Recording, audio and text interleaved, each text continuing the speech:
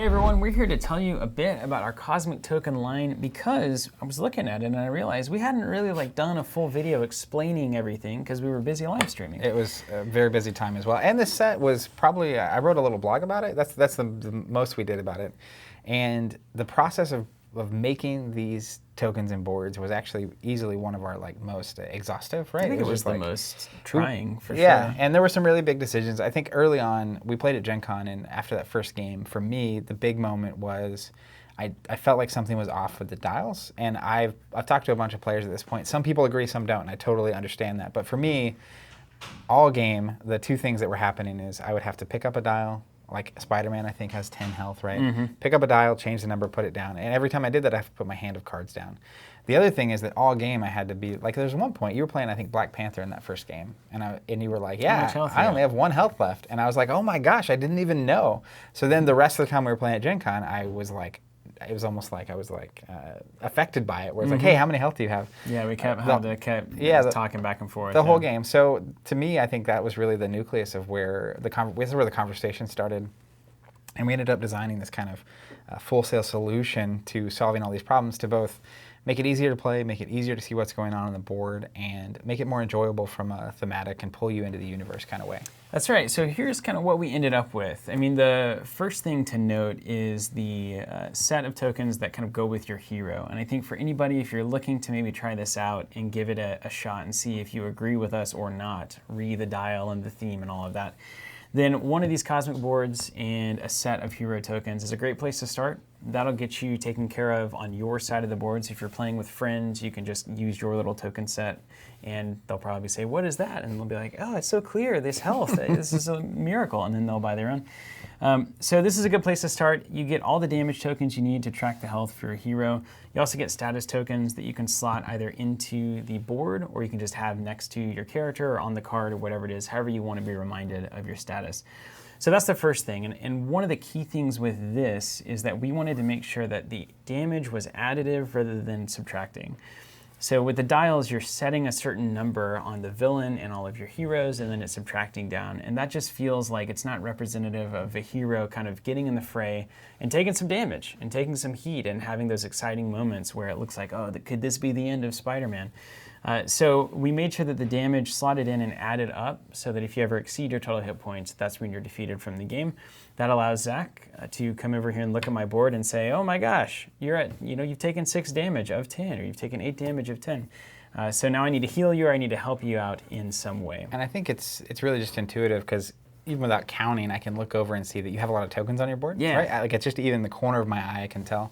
And it's also worth noting that on the back of each of those status tokens you mentioned, confused, tough, and stunned, is actually a generic counter. So this works for web shooters with Spider-Man or arrows with Hawkeye, kind of giving you some extra value out of the tokens that are included in that set. And then you have plenty of 1s and 2s to track both the health on the hero and then actually also the minions that you might fight along the way. And your allies. Yeah, because you don't get dials for minions, but you get standard cardboard tokens in the core set. So there's enough there to do both of those things based on the heroes and the health that we saw in the core set. And if that ever changes, we'll look to adjust it to make sure you're taken care of.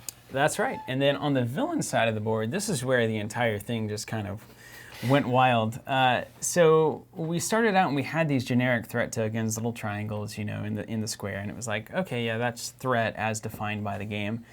But what it didn't really capture was the sense of urgency and stakes that is always happening in a comic book story of any kind, right? If you don't have any stakes, it's probably not a very good story.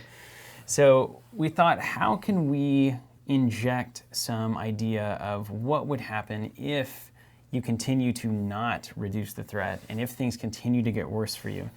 And so it started with one scene, and then it kind of spiraled into 6 different scenes. We had a whole bunch of scenes. 12 different scenes.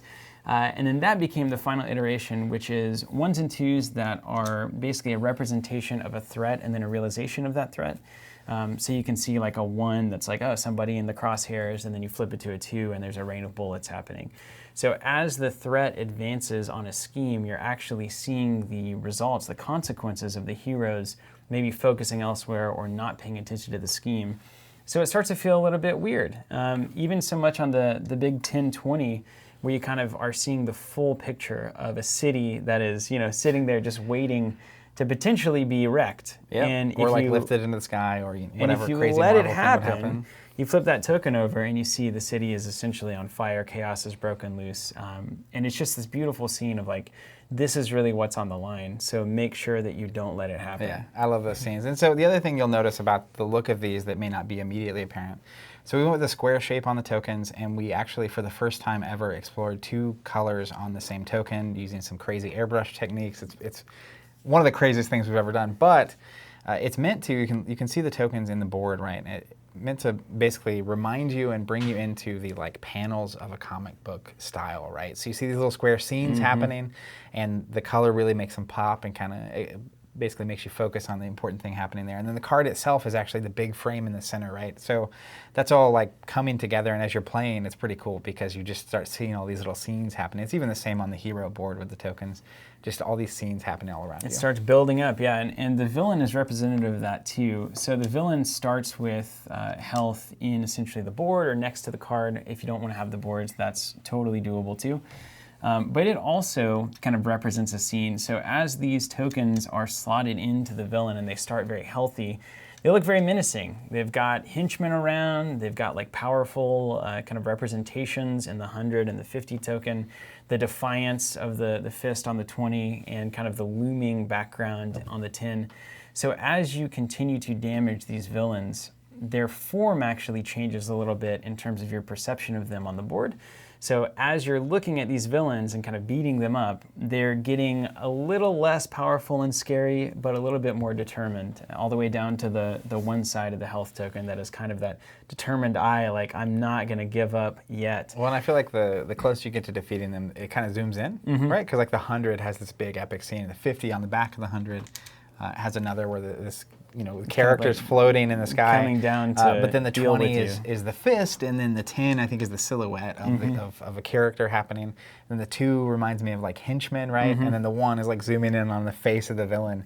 Yeah. So when you get down to like 3 or 4 health, right, it's like down to a body and an eye. And Yeah. like you're literally in the fist fight at the very end. That's it. Also, something that's relevant that a lot of people have commented on in a lot of the reviews that we've gotten on these is that the extra touch that is the threat and the health flipping different directions. So if you notice that with your set, that's not a mistake. Some people are like, oh, why does some of these flip one way and some the other?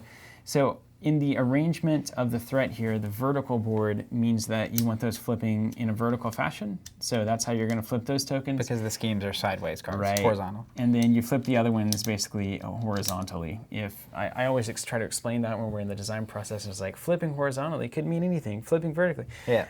But they flip according to where they're supposed to be in the board. So that's just an extra little touch that'll make it seamless for you to manipulate these tokens as you go along in the game. And one of the most common questions I've seen is basically, if I want to, cover my entire board, what exactly do I need? So effectively what you're going to need is a hero or a cosmic board and a hero token set per player that's playing, and that'll cover that hero and their health and all the minions and statuses they're dealing with.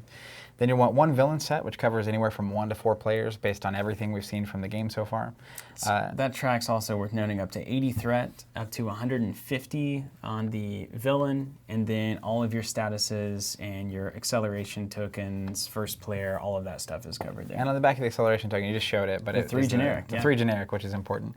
And then enough threat, like you said, to cover way more than enough. But effectively, if you also want boards for the villain side of things, you need 1 for the main villain and 1 for the main scheme.